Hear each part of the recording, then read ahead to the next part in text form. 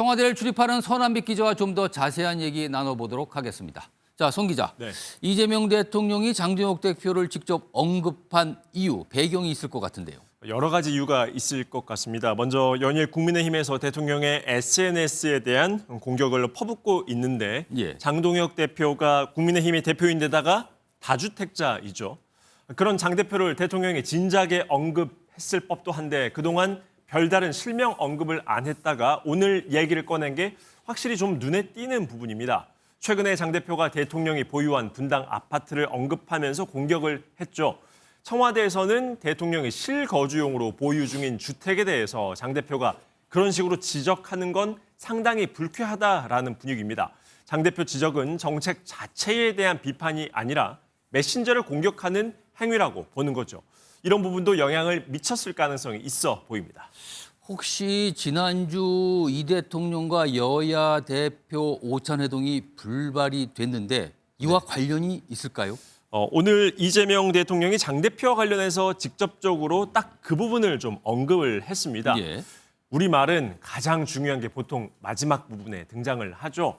대통령은 글의 맨 마지막 부분에서 장동혁 대표께서 청와대에 오시면 조용히 여쭤보고 싶었던 게 있었는데 이번 기회에 여쭙겠다라면서 국민의힘은 다주택자를 규제하면 안 되고 특혜를 유지해야 한다고 보느냐라고 말을 했습니다.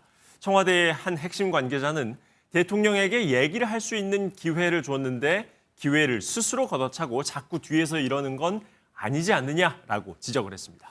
자, 설 연휴가 아직도 남아 있는데 이재명 대통령 남은 연휴 기간 또 부동산 관련 글을 올릴 가능성 있을까요? 최근 이 대통령이 공식 일정이 없거나 예. 혹은 그 일정이 좀 적은 날에는 확실히 좀 SNS를 더 자주 올리는 느낌입니다. 이번 설 연휴 기간 아직 공지된 대통령 공식 일정은 없습니다. 그렇기 때문에 SNS 글이 또 올라올 수도 있겠죠. 이번 연휴 기간에도 매일 SNS에 글이 올라오고 있습니다. 자, 대통령의 글은 일종의 여론전으로 볼 수 있을 것 같은데 네. 지금 부동산 문제와 관련된 여론 어떻습니까? 대통령의 강경한 발언들 이후에도 그 지지율이 떨어지지 않는다라는 점을 좀 주목해서 봐야 할 것 같습니다. 예. 사실 대통령의 강경 메시지는 여론에서 거부감을 불러일으킬 가능성이 있는데도 오히려 지지율은 올라가는 흐름을 보이고 있습니다. 오늘 발표된 리얼미터의 조사 결과를 보면 이 대통령 국정수행 지지도는 56.5%로 직전 조사보다 0.7%포인트 올랐고요. 3주 연속 상승세입니다. 자, 여기까지 듣도록 하겠습니다. 지금까지 서남빛 기자였습니다.